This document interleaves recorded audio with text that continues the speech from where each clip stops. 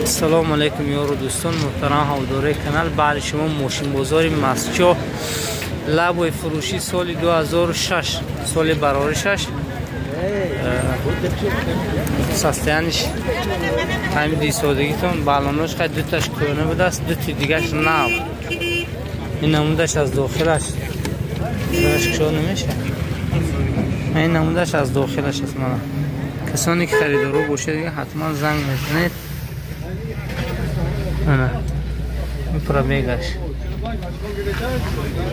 صاحبش میگه که موتورش نرمال فقط حل میکنه، بورتش بلند کردگی بده است. من این از نمودش از عاقبش 45 تا با ارزون میشن میگم 45 تا با ارزون میشه. این نمودش از بولوش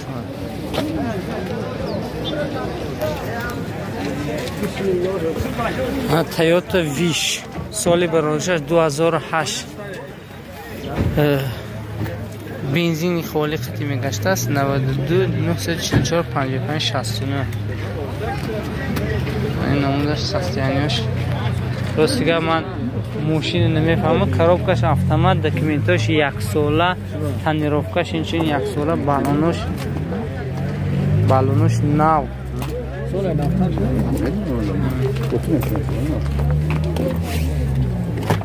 این نمودش از داخلش مانیتور داشته از دوبای آوردگی بوده است. کاروبکش автомат.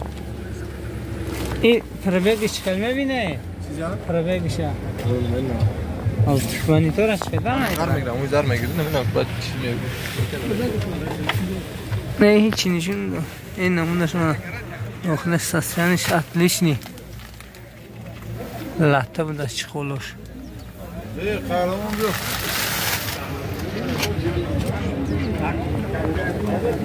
شورت الکتروپاکت داشته است.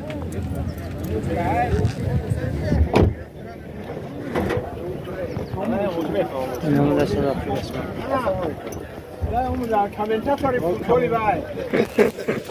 انا ورسوی فروشی سال 2006 سال برابر 6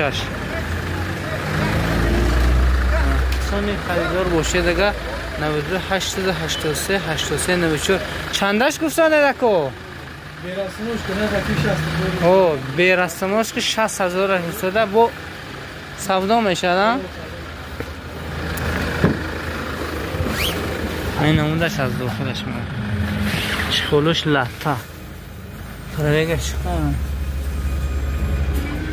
چورت الکتروپاکت داشته، کلیمت کنترل داشته. لوسه همینجا خریدارو دامو رقم زنگ زنه.